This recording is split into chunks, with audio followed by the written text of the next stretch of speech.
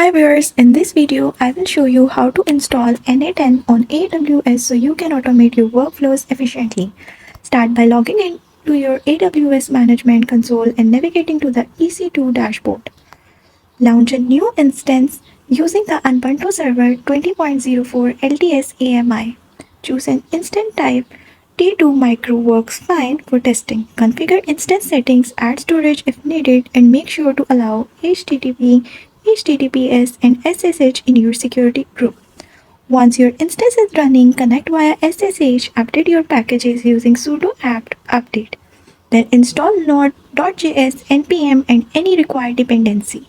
Next step, now install N8N globally with npm install N8N.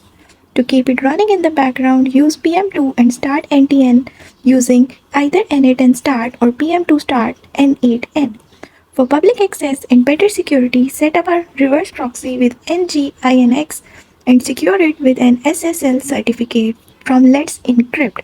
And that's how you deploy N8N on AWS. Thanks for watching. Don't forget to like and subscribe for more tech tutorials. Thank you.